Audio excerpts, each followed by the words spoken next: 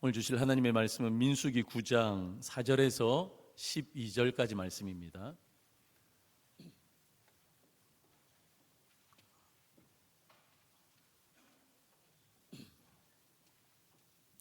(4절에서 12절까지) 말씀입니다. 저와 여러분들이 한 절씩 교독하겠습니다. 제가 먼저 4절 읽습니다.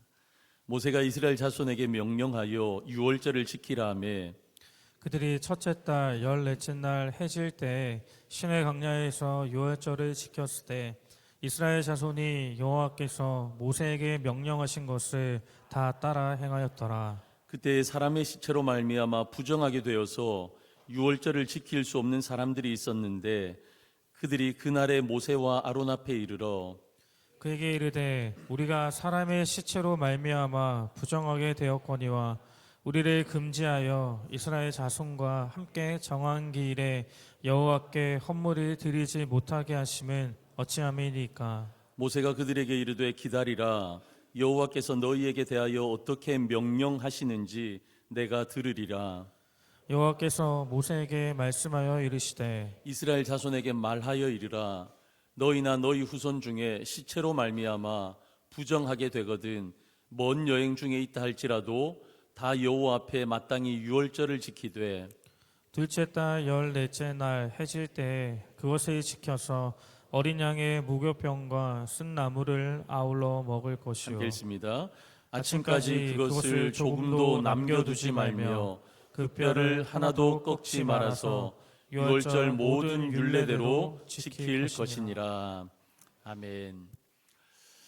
질문 하나 드려볼까요? 질문 하나 드리면서 오늘 말씀 시작하려고 하는데 여러분은 정말 가슴이 뛰는 일을 여러분 하고 계십니까? 가슴이 뛰는 일. 정말 여러분들 즐거워서 정말 기뻐서 열정적으로 내 삶을 하나님 앞에 혹시 여러분 드리고 계십니까? 제 기질과 성향은요, 저는 가슴이 뛰어야지 움직이는 스타일이에요. 그래서 무인도에 가서도 저는 파티를 해야 된다, 그런 기질이래요. MBTI 기질이. 그래서 저는 이렇게 가슴이 뛰어야지 움직여지고 일을 합니다. 근데 저는 이 질문에 대해서 스스로 저에게 질문을 했고 대답을 한번 해봤는데 제 가슴이 진짜 이렇게 요동치고 있나? 그런 생각이 들었어요. 근데 아니라는 생각이 드는 거예요. 그래서 어느 날 새벽인가 1시간 정도 기도하는데 제 가슴을요 1000번도 넘게 쳤던 것 같아요. 이렇게 가슴을 치면서 하나님 앞에 기도했습니다. 하나님, 제 심장이 주체할 수 없을 정도로 좀 나대게 해주십시오. 심장아 그만 나대라 할 정도로.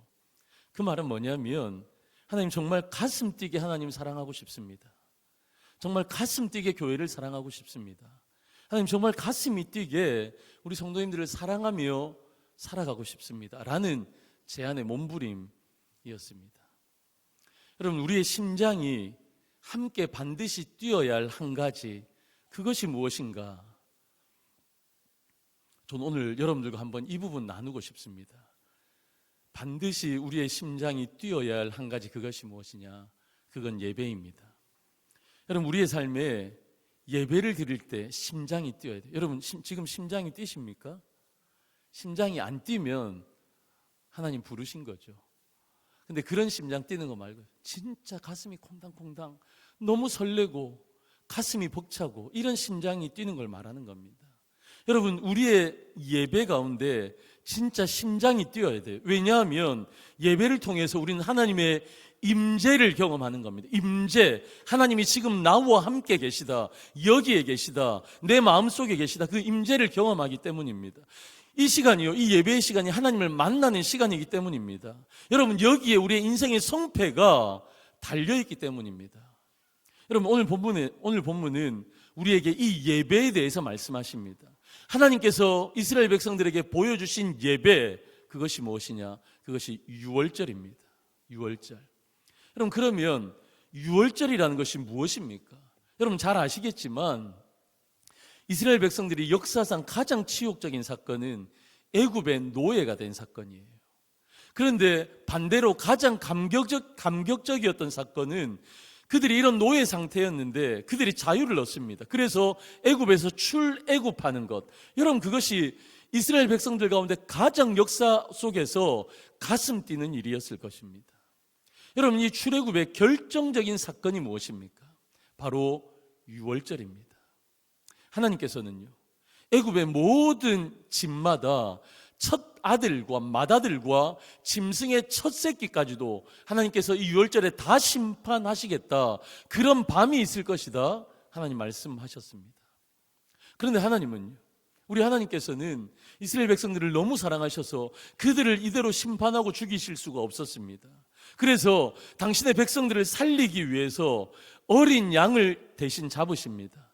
그래서 그 잡은 어린 양의 피를 좌우의 문설주와 임방에 바르십니다. 그래서 그 심판의 날, 그 유월절 날 밤에 여호와의 사자가 어린 양의 피가 문설주에 발려져 있는 그 집은 심판을 넘어간다라는 처방을 하나님께서 해주신 거예요. 여러분, 이 하나님의 구원이 선포되어진 날이 유월절입니다. 그래서 오늘날 우리에게 유월절의 가장 큰 의미가 뭐냐? 구원입니다. 어린 양의 피를 발라서 우리가 구원을 받은 것입니다. 여러분, 그래서 유월절의 의미는 구원에 대한 감사예요. 하나님이 나에게 구원을 베풀어 주셨으니까 나도 심판을 받아야 할 대상이고, 나도 멸망할 대상이고, 나도 죽어야 할 대상인데, 하나님의 그 놀라우신 은혜로 어린 양의 보혈과 그 피로 내가 구원받았으니 하나님 감사합니다. 그 의미, 구원의 의미, 그 구원에 대한 감사의 의미가 유월절입니다. 여러분, 구약에서는 이런 유월절로 하나님의 구원을 선포하셨습니다. 그런데 이제 신약에 오면요, 그 의미와 그 정신은 그대로인데 하나님의 구원을 베푸시는 방식이 조금 달라졌습니다. 그것이 무엇입니까? 어린 양을 대신해서 예수 그리스도가 어린 양 되셔서 십자가에 못 박혀 죽으신 겁니다. 그래서 예수님의 그 보혈, 십자가 위에서 흘리신 예수님의 그 보혈, 더 정확하게 말씀드리면 예수님의 공로에 의해서, 여러분, 예수님의 보혈이 우리의 가슴에, 우리의 삶에 발라진 거예요. 그래서 우리도 심판을 받아야 할 사람들인데 하나님의 심판이 건너뛰어지는 구원을 우리는 누리게 된 것입니다. 여러분, 이것이 신약의 유월절, 예수 그리스도의 십자가의 죽으심입니다. 여러분, 그래서 십자가 사건보다 더 감사할 일이 우리 가운데 어디 있겠습니까? 여러분, 그런 의미에서 오늘 2절 말씀에 이렇게 말씀하십니다. 이스라엘 자손에게 유월절을 그 정한 기일에 지키게 하라. 여러분, 이스라엘 백성들이 첫 번째 유월절을 지켰던 것은요, 애굽에서 유월절을 지켰습니다. 그렇잖아요? 출애굽 전에 마지막으로 이 유월절을 지킨 거예요. 하나님이 유월절을 제정하시고 그 일들이 이루어졌습니다. 그리고 나서 그들은 출애굽을 했지요. 그리고 나서 3개월이 지나 그들은 시내산에 도착하게 됩니다. 그리고 1년 남짓 시내산에서 그들은 머무르고 다시 광야로 출발하게 됩니다. 이쯤에 출애굽하고 시내산에서 그들은 두 번째 유월절을 맞이하게 되는 겁니다. 여러분, 오늘 본문의 말씀이 그 말씀이에요. 두 번째 유월절이 맞이하게 된 겁니다. 근데 두 번째 유월절을 맞이하는데 한 가지 문제가 생겼습니다. 그 문제가 뭐냐? 사람의 시체를 만져서 부정하게 된 사람들이 생긴 겁니다. 여러분, 시체를 만지는 것은 부정하게 되는 거거든요. 그래서 이 시체를 만졌기 때문에 부정하게 된 사람들이 유월절을 지키지 못하게 되어지니까 그들이 모세와 아론을 찾아왔습니다. 그래서 항의하듯이 모세와 아론에게 질문하는 내용이 7절의 말씀입니다. 우리 7절 같이 한번 읽습니다. 시작. 그에게 이르되 우리가 사람의 시체로 말미암아 부정하게 되었거니와 우리를 금지하여 이스라엘 자손과 함께 정한 기일에 여호와께 헌물을 드리지 못하게 하심은 어찌함이니까. 아멘. 시체로 말미암아 부정하게 된 사람들, 그들이 모세에게 나온 겁니다. 여러분, 이 부정하게 되었다라는 것은요, 율법에 따라 부정하게 된 거거든요. 율법에서 시체는 만지지 말래요. 하나님과 반대되는, 생명에 반대되는 개념이기 때문에 그거 만지지 말라 말씀하신 겁니다. 그래서 그걸 만진 사람들은 부정하다라고 그렇게 선포되는 겁니다. 그래서 부정하게 된 사람들은요, 집 밖으로 격리되어야만 했습니다. 그러니까 진 안에서 유월절을 지킬 때 그들은 진 밖에 있기 때문에, 격리되어졌기 때문에 참여할 수가 없었던 겁니다.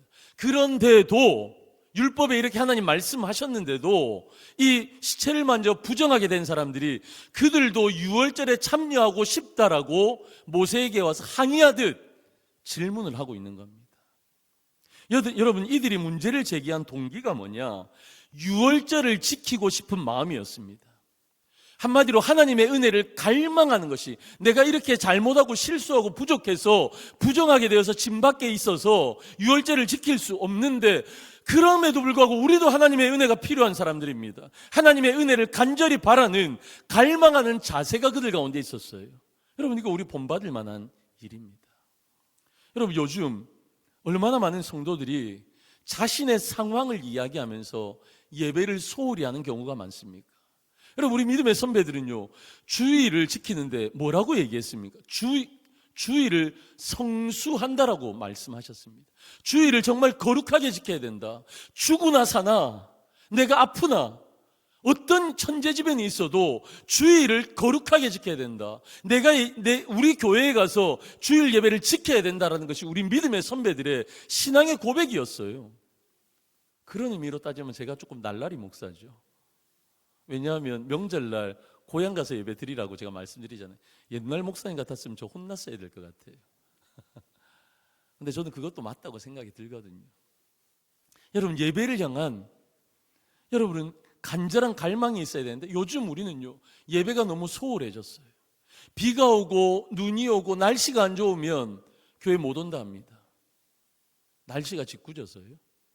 그래서 제가 얼마나 주일날 그걸 보는지 아십니까? 날씨가 너무 좋으면, 공휴일이 끼어져 있으면 가족들끼리 피크닉을 가야 되는, 소풍 가야 된다고, 아이들이 한창 크고 있는데 아이들하고 여행 가야 된다고 교회를 안 나오시는 분들도 너무 많아요. 오늘은 감정의 상태가 너무 불안해. 내가 오늘 너무 마음이 안 좋아. 내가 이 일로 삐지고 화가 났어. 그래서 교회를 못 나오시겠다라는 분들도 있습니다. 우리 중동교회는 이런 분이 한 분도 없는 줄로 믿습니다.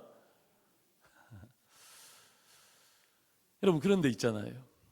이런 마음이 그들 가운데도 있을 수 있는데, 이 사람들은 부정하다, 그렇게 취해졌는데도 하나님의 은혜를 갈망했습니다. 여러분, 우리 교회에도요, 예배를 이렇게 갈망하는 성도님들이 정말 많이 계세요. 암으로 투병하는 성도님들이 우리 교회에 많이 계십니다. 저는요, 개인적으로 제 생각할 때 저분은 지금 항암 중이셔서 아무리 보아도 집에서 조금 쉬셔야 할 것 같은데, 그냥 온라인으로 예배드리는 게 저분에게 더 좋을 것 같은데 라고 생각하는 분인데, 어느덧 여기에 앉아서 함께 예배드리는 분들이 계세요. 여러분, 잘 아시다시피 항암을 하면 면역력이 저하되어집니다. 사람이 많은 곳을 피하기 마련입니다. 그럼에도 불구하고 예배를 사모하고 은혜를 사모해서 이 자리에 앉아서 우리와 함께 예배드리는 성도님들을 바라보노라면 제 마음이 너무 벅차고 감동적이고 눈물 날 때가 있습니다. 그래서 제 마음 가운데 이런 기도할 때가 있어요. 하나님, 우리 성도님, 저분에게 예배를 통해서 하나님 은혜를 주십시오. 하나님의 강력한 임재를 경험하게 해주십시오. 그래서 그 은혜와 하나님의 강력한 임재로, 그 힘으로 병과 싸워 이기게 해주십시오 라고 기도할 때가 있어요. 여러분, 혹시 목사님이 말씀하시는 저분이 누굴까? 고개를 돌려서 한번 보고 싶은데 그러면 너무 표가 나고 그런 마음이 있으십니까? 죄송하지만요, 한두 분이 아니에요. 그런 분이 많이 있습니다. 우리 공동체 가운데 예배를 갈망하고 예배를 통해 주실 은혜를 기대하는 성도님들이 그렇게 많으세요. 그래서 저는요, 부끄러울 때가 있습니다. 사지가 멀쩡해요, 제가. 그리고요, 저는 우리 중동교회 담임 목사입니다. 그런데도 이 자리에서 설교하고 예배를 인도하는 사람임에도 불구하고 예배를 사모하고 진짜 하나님을 향한 갈망이 없이 이 자리에 설 때 솔직히 저도 있거든요. 그럴 때는 제 머리를 한 대 쥐어받고 싶습니다. 제 가슴을 막 쥐어받고 싶어요. 그럴 때가 있습니다. 여러분, 그런 마음으로 부정하게 된, 시체를 만져서 부정하게 된 사람들이 모세에게 항의하듯 우리도 은혜가 필요합니다 질문하고 있는 겁니다. 이 질문을 받은 모세는 자신의 판단에 따라 해결하지 않습니다. 모세는 그 문제를 가지고 하나님 앞에 그 문제를 가지고 나아갑니다. 우리 8절 같이 한번 읽어볼까요? 시작. 모세가 그들에게 이르되 기다리라 여호와께서 너희에게 대하여 어떻게 명령하시는지 내가 들으리라. 아멘. 여러분 모세를 향한 모세는요 이스라엘 백성들에게 기다리라 말합니다. 그리고 여호와께서 이 일에 대해서 뭐라고 말씀하신지 내가 듣겠다 말합니다. 여러분 이게 맞아요. 여러분 우리의 경험도 있어요. 우리의 지식도 있어요. 우리가 통밥을 굴려서 그래서 이렇게 하면 더 좋을 거야. 여러분 우리 가운데 충분히 그런 마음과 생각과 경험도 있습니다. 그런데 있잖아요. 그게 아니에요. 우리의 경험과 우리의 지식이 아니라 하나님께서 뭐라고 말씀하시니 그때는 성경을 펴야 돼요. 그리고 하나님 앞에 잠잠히 하나님을 기다리며 하나님의 뜻을 구해요. 그게 맞습니다. 모세가 그걸 한 거예요. 그런데 그 모세가 하나님 앞에 기다리며 하나님의 뜻을 구했을 때 하나님의 대답이 나옵니다. 그것이 10절입니다. 우리 10절 말씀 같이 한번 읽습니다. 10절 시작. 너희 자손 중에 시체로 말미암아 부정하게 되든지 먼 여행 중에 있다 할지라도 다 여호와 앞에 마땅히 유월절을 지키되. 아멘. 여러분 부정하게 된 시체로 말미암아 부정하게 된 율법에 따라 부정하게 된 그 사람들도 유월절을 마땅히 지켜라라고 말씀하십니다. 여러분 이거 있잖아요. 되게 놀라운 일이에요. 하나님은 거룩하신 하나님이셨어요. 죄인이 하나님 앞에 나아갈 수 없어요. 그런데 하나님이 그 길을 열어주시는 겁니다. 그 죄인인 그들도 하나님 앞에 나와서 마땅히 유월절을 지켜라.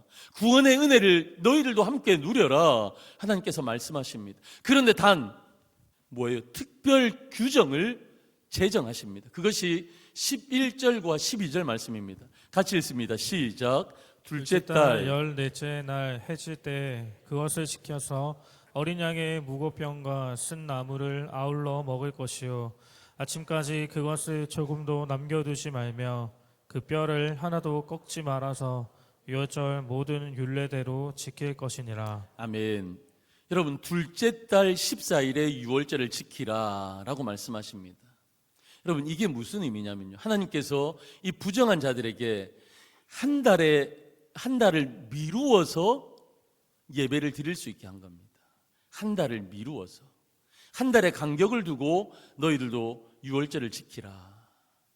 여러분 정한 시기의 차이는 있는데 모든 율례와 모든 규례를 따라서 동일하게 이 유월절을 지키라라고 말씀하시는 겁니다. 그럼 저는요 여기에서 정말 깊은 하나님의 은혜를 경험했습니다. 여러분 예배를 드릴 수 없는 상황입니다. 죄인이기 때문에 하나님 앞에 나아갈 수 없어서 율법으로는 그들이 유월절에 참여할 수 없었습니다. 그런데 하나님이 그들의 간절한 소망에 따라 간절한 소원과 바람에 따라서 그들이 하나님의 은혜에 그 예배 자리에 나올 수 있도록 하나님이 배려해 주신 것입니다. 하나님의 은혜를 모두에게 열어주시는 하나님의 배려가 여기에 있는 것입니다. 여러분 그런데요 이것은 전적인 하나님의 은혜인데 하나님이 이것을 허락해 주셨을 뿐만 아니라 경고의 말씀도 주세요. 13절과 14절 우리가 읽지 않았지만 부정하지 않고 여행을 떠나지 않았는데, 그러니까 유월절에 공식적으로 참여하지 않아야 되는 사람들, 이런 사람들도 아닌데 그럼에도 불구하고 유월절 이 예배에 참여하지 않는 백성에 대해서는요 하나님 뭐라 하세요? 백성 가운데서 너희들은 끊어질 것이다 말씀하십니다. 부정하여서 예배를 드릴 수 없는데 그럼에도 불구하고 예배를 향한 목마름, 예배를 향한 갈망, 하나님의 은혜에 대한 목마름으로 나도 예배 드리고 싶습니다라고 말한 사람들에게는 하나님께서 그 길을 열어주시는 하나님의 배려가 있었어요. 그런데 예배를 마땅히 드려야 하는 사람들임에도 불구하고 하나님 앞에 예배 드리지 않고 유월절을 지키지 않는 사람들, 너희들은 백성 가운데서 끊어질 것이다. 너희들은 참 이스라엘 백성들이 아니야. 하나님 무서운 경고를 하시는 거예요. 여러분 같이 한번 이거 한번 읽어볼까요? 저는 이게 느껴졌습니다. 같이 한번 읽습니다. 시작. 하나님 우리에게 은혜 주시기를 원하십니다. 우리에게 은혜에 참여하도록 기회를 주십니다. 할렐루야. 여러분 저와 여러분은 어떤 사람입니까? 아무리 거룩한 척을 해봐도요, 아무리 잘 꾸미고 예배당에 나와도요, 우리는 어떤 사람들입니까? 죄인입니다. 죄인이에요. 여러분 우리가 지난 주일이 지나고 6일 동안 이 예배에 오시기 전까지 여러분, 한 번도 죄 안 지은 분 계십니까? 하나님이 하라 한 것 다 하셨습니까? 하나님 하지 마라 한 것 다 하셨습니까? 그게 말과 행동뿐만 아니라 마음과 생각에서도 여러분 다 여러분들의 거룩함을 지켜내셨습니까? 여러분, 우리는 모두 다 죄인이에요. 우리가 죄인이기 때문에 하나님 앞에 나아갈 수가 없습니다.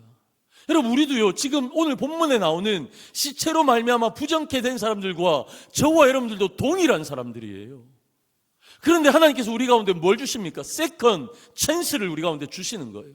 다시 하나님 앞에 나아갈 수 있는, 예배드릴 수 있는, 구원의 감격으로 유월절을 지낼 수 있는 그 예배의 자리에 나아갈 수 있는 은혜를 다시 우리 가운데 허락해 주신 겁니다. 하나님은 우리에게 은혜 주시기를 원하십니다. 넌 이래서 안 되고 넌 저래서 안 되고 아니라 하나님께서 우리 가운데 은혜 주시기를 원하시는 거예요. 우리에게 은혜에 참여하도록 또 다른 기회를 또 주시는 겁니다. 하나님, 내가 잘못했습니다.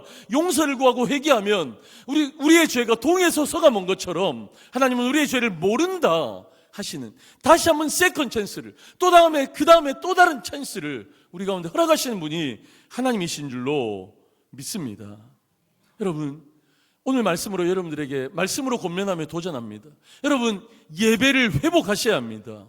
예배 가운데 구원의 감격을 회복하셔야 됩니다. 여러분, 구원이, 하나님께서 우리 가운데 구원을 주셨기에, 그 은혜가 우리 가운데 필요하기에, 하나님, 내가 은혜에 대해서 목마릅니다, 하나님 은혜에 대해서 갈망합니다 라는 예배 회복이 우리 가운데 반드시 있어야 할 줄로 믿습니다. 여러분, 이게 회복되어져야 돼요. 오늘 목사님 넥타이가 어떠니? 오늘 우리 예배 분위기가 어떠니? 뭐가 이러니 저러니? 여러분들이 판단자가 되는 것이 아니라 진짜 은혜를 향한 갈망, 여러분, 예배가 회복되어진 은혜가 우리 가운데 반드시 필요하다라는 것입니다.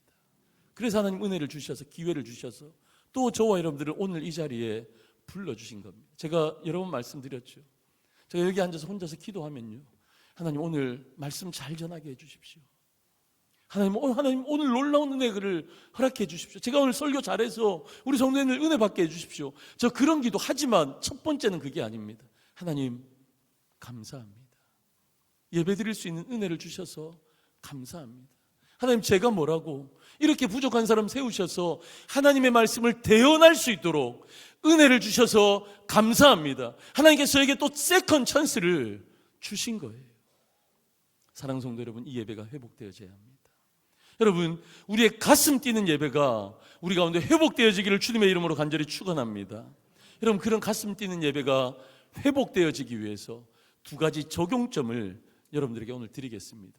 그 첫 번째가 무엇이냐? 첫 번째는요, 우리에게는요, 예배를 향한 간절함이 있어야 한다는 것입니다. 우리 같이 한번 읽어볼까요? 시작. 우리에게는 예배를 향한 간절함이 있어야 합니다. 여러분, 우리는 부정하게 된 사람들입니다. 한 사람도 예외 없이 우리는 죄인, 부정하다 칭하게 된 사람들입니다. 그런데 그런 우리를 향해서 하나님은 다시 세컨 찬스를 주시는 겁니다. 그때 우리는 어떻게 나아가야 된다고요? 예배를 향한 목마름, 예배를 향한 간절함. 여러분, 어떤 마음으로 오셨나요? 이 간절함으로 하나님 앞에 나아가셔야 하는 겁니다. 여러분, 예배를요, 그냥 때우듯이 그렇게 하는 거 아니에요. 오늘도 주일이니까 11시 예배 드리고 그 이후에는 내가 알아서 내 마음대로 살아야지, 그냥 예배를 때우기 위해서 오는 것이 아닙니다. 여러분, 그 간절함이 있기 위해서는요, 예배에 대한 바른 명확한 이해가 있으셔야 돼요. 여러분, 예배는요, 사역이 아니라, 일이 아니라 관계입니다. 예배는요, 하나님과 우리의 관계입니다. 예배는 여러분, 그냥 하나님 앞에 나아가는 겁니다. 하나님 앞에 나아가서 나를 구원하신 그 위대하신 하나님 앞에 우리가 납작 엎드리는 게 예배예요. 여러분, 그 구원의 은혜를 누리고 그 은혜의 감격과 감사로 반응하는 것이 예배입니다. 우리 개혁주의에서는요, 우리 장로교회에서는요, 예배의 모든 순서가 중요하지만 특별히 이 하나님의 말씀이 증거되어지는 이 설교의 시간이 가장 중요하다고 우리는 믿고 있습니다. 여러분, 설교 때 제가 무슨 말씀을 여러분들한테 드립니까? 여러분, 제가 여러분들에게 정치 얘기합니까? 여러분, 이 시간에 사회 돌아가는 상황에 대해서 제가 얘기합니까? 명사특강처럼 좋은 강의하고 있습니까? 저 그게 아니에요. 제가 이 시간에 여러분들에게 선포되는 하나님의 말씀은요, 하나님이 어떤 분이신가, 하나님은 나를 위해서 어떤 일들을 행하셨는가, 나의 구원을 위해서 어떤 일들을 행하셨는가, 그 말씀 드리는 겁니다. 그래서 그 하나님을 바로 안다면 그분 앞에 우리는 어떤 삶을 살아가야 되는가, 이 시대에 맞춰서 적용하는 그 말씀을 드리고 있는 겁니다. 그 말씀을 듣고 우리는 어떻게 반응합니까?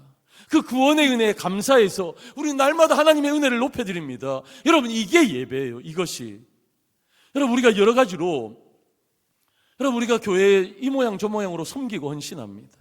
그런데 여러분, 중요한 것은요, 섬김과 헌신 이전에 예배라는 사실입니다. 여러분, 우리는 은혜 받아야지만 섬기고 헌신할 수 있어요. 우리 찬양대가 있는데 우리 찬양대가 전혀 하나님과의 관계도 없고 은혜도 받지 않고 여러분 나와서 이렇게 찬양을 드린다. 여러분, 그건 하나님 기뻐 받으시지 않으십니다. 내 안에 하나님으로 충만해야지만 우리가 섬길 수 있고 우리가 헌신할 수 있는 것입니다. 그래서 예배가 중요한 거예요. 그래서 예배가. 여러분, 아프리카 속담에 이런 말이 있습니다. 혼자 가면 빨리 가지만 함께 가면 멀리 간다. 여러분, 이 한 문장을 보면서 여러 가지 해석을 할 수 있지만 저는 이 문장을 해석할 때 함께라는 단어에 주목해 보았습니다. 여러분, 빨리 가는 게 얼마나 중요합니까? 여러분, 요즘 스피디한 시대라서 느린 거 싫어해요. 우리나라 사람들은 또 성향 자체가 빨리라서 느린 거 싫어해요. 그래서 그런지 제가 우리 최민석 목사님이나 우리 찬양 인도하시는 우리 목사님들에게 자주 부탁하는 게 있어요. 찬송 너무 느리게 인도하지 마세요. 찬송 너무 느리게 인도하지 마세요. 축축 처지게 그렇게 인도 안 했으면 좋겠습니다. 제가 왜 그러냐면요, 부흥하는 교회들의 몇 가지 특징이 있어요. 그 특징 가운데 하나가 뭐냐면 찬송이 빨라요. 찬송이 힘차요. 느린 찬양을 부르더라도 힘차게 부르는 겁니다. 제가 너무 세속적인가요? 너무 부흥 때문에 뭐 빨리 부른다, 그게 아니에요. 진짜 하나님의 은혜 앞에 나아가면요, 여러분, 아무리 느린 찬양을 불러도 하나님 앞에 힘있게 부르는 겁니다. 간절하게 부르는 겁니다. 갈망이 있기 때문에, 감격이 있기 때문에. 여러분, 그런 시대예요. 하여튼 근데 여러분, 우리가 빨리 가는 것도 중요하지만 진짜 중요한 건 뭐예요? 멀리 가는 겁니다. 멀리 가서 우리의 종착지에 도착하는 겁니다. 여러분, 우리의 인생이 어떻습니까? 우리의 신앙이 어떻습니까? 우리는 100m 달리기 하는 게 아니에요. 한 10초, 20초 열심히 뛰고 나머지는 날 일 다 했어 하고 여러분 퍼져서 살아가는 그런 인생 아닙니다. 우리의 신앙생활이 그런 거 아닙니다. 우리의 신앙생활은요, 우리의 인생은요 42.19km를 뛰어야 하는 마라톤과 같은 거예요. 빨리 가는 것도 중요하지만 멀리 끝까지 가는 게 중요한 겁니다. 그러길 위해서는 함께 가야 돼요. 우리 성도님들이 손잡고 함께 가는 것도 중요하지만 진짜 누구의 손을 잡고 함께 가야 합니까? 맞습니다. 우리 하나님, 우리 삼위일체 하나님, 우리 주님의 손을 붙들고 함께 가는 겁니다. 그래서 동행이라는 의미가 성경 가운데 그렇게 중요한 의미입니다. 그래서 성경은 이 동행의 의미를 설명하면서 이런 표현을 씁니다. 여호와 삼마, 내가 너희들 거기에 내가 함께 할 것이다. 여러분, 임마누엘, 예수님께서 이 땅 가운데 오셨는데 예수님의 또 다른 이름이 임마누엘이라, 하나님이 우리와 함께 계신다. 하나님과 우리 주님과 동행하는 것이 그렇게 중요한 것을 여호와 삼마를 통해서, 임마누엘을 통해서, 그래서 거하다, 동행하다, 함께하다라는 뜻으로 성경은 계속해서 우리 가운데 이걸 강조하고 계시는 겁니다. 하나님은 우리와 깊은 관계를 맺기를 원하십니다. 아담과 하와가 죄를 지었어요. 그래서 하나님과의 교제가 단절되어집니다. 거룩하신 하나님 앞에 죄인들이 나갈 수 없잖아요. 그래서 하나님과 단절이 되어졌습니다. 그때 하나님께서 허락하신, 이스라엘 백성들에게 허락하신 은혜가 무엇입니까? 레위기로 가보면 5가지 제사를 허락하십니다. 제사 제도를 통해서 하나님 앞에 나아가는 방법을 다시 말씀해 주십니다. 그래서 번제는 이렇게 드려라, 소제는, 화목제는, 속제제와 속번제는 이렇게 드려라, 하나님 말씀하신 겁니다. 이것만큼 하나님 왜 이렇게 말씀하십니까? 하나님과의 교제가 우리 안에 가장 중요하다는 거예요. 여러분, 그래서 예배가 중요한 겁니다. 그래서 예배를 대하는 우리의 태도는 간절해야 돼요. 간절해야 돼. 그냥 해도 되고 안 해도 되고 그냥 일처럼 그냥 대충 때우는 식으로 그렇게 예배드리는 것 아니라는 겁니다. 사랑하는 성도 여러분, 당장은 우리가 뭔가를 할 수 있을 것 같아요. 하루 이틀은요, 한두 주는요, 1, 2년은 내 열심으로 뭔가 할 수 있을 것 같아요. 그런데 은혜 받지 않고서는 지속적으로 우리가 섬길 수 없는 겁니다. 내 힘으로 감당할 수 없기에, 아주 조그만 교회 안의 헌신이라도요, 내 힘으로 감당할 수 없기에 우리는 날마다 공급을 받아요. 하나님의 은혜에 대한 공급을 받아야 됩니다. 그것이 무엇입니까? 그것이 예배예요. 그것이 하나님을 만나는 시간입니다. 이 예배를 통해서 하나님의 임재 안으로 깊이 들어가는 것입니다. 그래야지 섬길 수 있는 거예요. 찬양팀 그렇게 섬기는 겁니다. 우리 방송실도 그렇게 섬기는 거예요. 우리 찬양대도 그렇게 섬기는 것이고 우리 교사들도 그렇게 섬기는 겁니다. 여러분, 주일에 내가 드려야 할 주일 예배를 소홀히 하고 내가 헌신한다, 이런저런 사회 간다, 다 허울 좋은 변명일 뿐입니다. 제가 부목사 때 일입니다. 제가 부목사 때 청년부를 섬겼을 때 많은 청년들이요, 오전에 교사로 섬겼습니다. 그래서 때로는 일찍 오전 8시부터 12시까지 그렇게 교사로 섬겼어요. 그런데 그들은 그 중등부, 고등부, 유초등부 이런저런 교사나 여러 모양으로 헌신하지만 거기는요, 섬김의 부서예요. 그들이 드려야 할 예배는 점심 먹고 나서 1시 반에 우리도 교회도 1시 반에 사부 예배, 청년 예배 드리잖아요. 그 교회도 밥 먹고 1시에 청년 교사 예배가 있었습니다. 여러분, 그 예배가 나의 예배예요. 그 예배에서 은혜 받고 하나님 주시는 새 힘으로 공급받고 또 그렇게 헌신하며 섬기는 거거든요. 근데 청년들이요, 앞에 일찍 나와서 그 앞에 교사로 섬겼다고 사부 예배를 들어오지 않는 거예요. 하나님이 교사로 헌신하는 그 헌신을 기뻐하시겠습니까? 가르치는 제자들에게, 차세대에게 너희들 예배가 중요하니까 예배를 잘 드려야 된다, 가르칠 수 있겠습니까? 내가 드리는 예배에서 은혜 받고 그리고 내가 섬기는 곳에서 섬기는 것이 하나님의 방법이에요. 우리 영화부 부모님들 또 계신데, 또 우리 2층에서 영화부 예배 드리는 우리 성도님들 계신데 감사합니다. 제가 이전교회 부목사 때 많은 영화부 부모님들이요, 영화부 예배는 드리는데 본인이 드려야 할 이 대예배를 드리지 않는 경우가 많았습니다. 여러분, 우리는 알고 있어요. 우리도 아이 키워봐서 알고 있어요. 그 시절이 깐난쟁이 키우는 영아부 아이 키울 때가 얼마나 힘든지 알고 있어요. 그래서 그렇다라고 머릿속으로는 저도 이해가 되어집니다. 그런데 여러분, 우리가 아이들을 키워봐서 알지만 아이들을 키우는 힘이 어디에서 나오나요? 깐난쟁이 키우는 게 너무 힘들잖아요. 여러분, 안 그러셨어요? 저는 힘들었어요. 힘들었는데 여러분, 특히 엄마들 어떻습니까? 자고 싶은데 애들이 삑 하고 울어요. 그럼 일어나야 돼요. 젖 먹여야 돼요. 또 자고 싶은데 잠자리에 들면 또 삑 하고 울어요. 그러면 기저귀 갈아달래요. 여러분, 이게 굉장히 힘든 일이거든요. 그 힘이 어디서 공급되어집니까? 예배를 통해서 하나님 아버지를 알아야 돼요. 하나님의 사랑이 내 마음 가운데 어떻게 흘러오고 있는가? 이렇게 내가 죄인이고 그럼에도 불구하고 하나님이 나를 어떻게 사랑하시는가? 예배를 통해서 하나님의 사랑을 알고 은혜를 받으면 아이들 키울 수 있는 거예요. 우리의 헌신도 마찬가지입니다. 우리의 유교의 삶도 마찬가지입니다. 여러분, 사랑하는 성도 여러분, 예배를 일로 생각하지 않으시기를 주님의 이름으로 축원합니다. 예배를 통해 하나님과 더 깊은 관계 가운데 나아가시기를 주님의 이름으로 축원합니다. 두 번째입니다. 여러분들이 한 발 더 앞으로 나가셔서 여러분들의 재능을 사용해서 예배를 드려야 한다는 것입니다. 여러분, 제가 첫 번째는요, 우리 공예배에 대한 말씀을 드렸어요. 그게 첫 번째 우리의 예배입니다. 하나님을 향한 간절함과 목마름으로 은혜를 사모함으로 이 자리를 지키셔야 돼요. 그렇게 예배를 준비하고 기도하셔야 돼요. 그렇게 예배를 드리셔야 돼요. 근데 이렇게 예배 드리는 성도님이라면 그 예배의 범위를 조금 더 넓히셔야 돼요. 그래서 한 발 더 앞으로 나아가셔서 여러분들의 재능을 사용하셔서 여러분들의 섬김의 자리에서 그것으로 하나님 앞에 예배를 드려야 한다는 것입니다.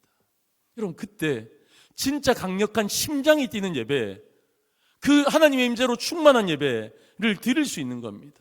그 높고 높은 보좌를 버리시고 높고 낮고 낮은 이 예배당에 우리의 마음속에까지 오신 예수님을 만나는 그 예배, 광야 같은 세상 속을 살아가면서 진정한 예수 그리스도를 향한 갈망을 가지고 생수를 마시는 해갈이 있는 예배, 나를 구속하신 그 은혜의 감사와 감격으로 드려지는 그 예배, 여러분, 그런 예배를 우리가 드릴 수 있는 겁니다. 여러분, 그런 예배 상상해 보셨습니까? 이런 하나님의 임재로 충만해서 내가 춤추지 않고서는, 내가 손을 들지 않고서는, 내가 하나님 앞에 납작 엎드리지 않고서는 견딜 수 없는 그 하나님의 은혜, 그 심장이 뛰는 예배, 여러분 한번 상상해 보셨습니까? 여러분, 그런 예배, 그런 교회를 세우기 위해 여러분, 우리의 헌신이 필요한 거예요. 나의 재능이 필요한 거예요. 그래서 요소에서 하나님을 섬기는 겁니다. 교회가 교회답게 세워지는 일에, 예배가 예배답게 세워지기 위해서는 하나님께서 우리 가운데 주신 은사에 따라 다양한 섬김이 교회 안에 반드시 필요한 겁니다. 어느 기독교 디자인 회사의 캐치프레이즈를 제가 하나 소개해 드릴게요. 뭐냐면 디자인으로 예배하라입니다. 디자인으로 예배하라. 여러분, 이 표는요, 어떤 교회 표가 아니에요. 여러분, 세상의 그냥 사업체, 그냥 세상의 직장의 그 표입니다. 이 회사는요, 이 디자인으로 예배하라는 것에는 이런 선언이 포함되어져 있습니다. 디자인의 모든 과정을 예배하듯 죽게 하듯이 하겠습니다 라는 그들의 신앙의 고백이 여기 포함되어 있는 거예요. 교회 아니에요. 직장이에요. 여러분, 우리 가운데 이게 필요한 거예요. 하나님 나에게 주신 재능이 무엇인가? 여러분, 그것 알고 그것으로 교회를 섬겨나가는 겁니다. 디자인 회사가 디자인으로 예배하고 디자인의 모든 과정을 예배하듯 죽게 하듯이 하는 것처럼 여러분들 중에 디자인에 혹시 감각이 있으신 분들이 있다면 교회 안에서 디자인으로 예배하시기를 주님의 이름으로 축원합니다. 여러분들 가운데 목소리가 좋으신 분이 있다면, 여러분 음악에 관심이 있으시다면 찬양대와 찬양팀의 싱어로 하나님 앞에 예배하시기를 주님의 이름으로 축원합니다. 여러분들 중에 음향에 관심이 있고 음향을 만지는 것이 여러분들의 재능이라고 생각하신다면 저 위에서 음량으로 예배하시는 성도님들이 생겨나시기를 주님의 이름으로 간절히 축원합니다. 동영상을 만드는 것이, 여러분 그것이 기쁘고 즐겁고 나에게 그것이 재능이 있다 생각되어진다면 잘 준비된 동영상을 만드셔서 동영상으로 예배 드리시기를 주님의 이름으로 축원합니다. 여러분들 가운데 가르치는 은사가 있으시다면 여러분 그 가르치는 은사를 사용하셔서 교사로 여러분들의 자리에서 예배하시기를 주님의 이름으로 축원합니다. 목사님, 아멘이 이렇게 작아요. 우리 성도님들 아멘 안 하실 거예요? 여러분들 가운데 이렇게 생각하신 분이 있어요. 목사님, 저는 이제 나이도 많고 잘할 수 있는 것도 없어요. 여러분, 우리 할아버지 할머니들, 우리 청바지 실버분들, 여러분들이 젊은 분들보다 훨씬 잘하는 거 있어요. 따뜻한 마음이 있으시잖아요. 아멘이십니까? 따뜻한 마음이 있으시잖아요. 여러분, 우리 젊은 엄마 아빠들이 아이들 때문에 예배들이 못 드리는 그런 엄마 아빠들 많습니다. 그래서 베이비 케어, 하나님 요 1시간 동안 내가 이 아이를 잘 섬기겠습니다. 예배하듯이 섬기겠습니다. 여러분 지원하실 수 있습니다. 그렇게 하나님 앞에 예배 드리실 수 있는 겁니다. 사랑하는 성도 여러분, 예배에 목숨 걸고, 여러분 예배에 목숨 거셔야 됩니다. 예배에 목숨 걸고 하나님 앞에 나의 재능을 드리는 여러분들을 통해 우리의 예배가 회복될 줄로 믿습니다. 뿐만 아니라 우리의 가슴이 뛰는 것뿐만 아니라 하나님의 심장이 머무는 우리의 예배가 될 줄로 믿습니다. 여러분, 건강한 교회를 향하여 창의적인 팀들이여 일어나라. 여러분, 이 프로젝트를 진행합니다. 여러분, 이것이 정말 필요하다고 기도 가운데 확신이 있습니다. 저는. 여러분, 교회는요 한두 사람의 열심이 아니라 담임 목사 한 사람, 장로님들 몇 분, 열심히 있는 몇몇의 성도님에 의해서 움직여지는 교회가 아니라 우리 성도님들이 다 함께 세워가는 교회라고 저는 확신합니다. 그것이 성경적입니다. 여러분, 이 일에 동참해 주십시오. 여러분, 이 일에 자원해 주십시오. 여러분들의 가족들이 만났을 때도, 여러분들의 목장이 만났을 때도 여러분 이 일을 나누어 주십시오. 그래서 하나님께서 우리 가운데 지혜를 주셔서 생각나게 할 줄로 믿습니다. 여러분, 주님의 몸된 교회가 건강하게 세워지는 일과 여러분들의 인생에 가슴 뛰는 헌신의 삶을 통해 주님의 몸된 교회가 건강하게 세워지기를, 그 일에 헌신하는 저와 여러분 되어지기를 주님의 이름으로 간절히 축원합니다. 여러분 아멘 하십시다. 그렇게 되기를 주님의 이름으로 간절히 축원합니다.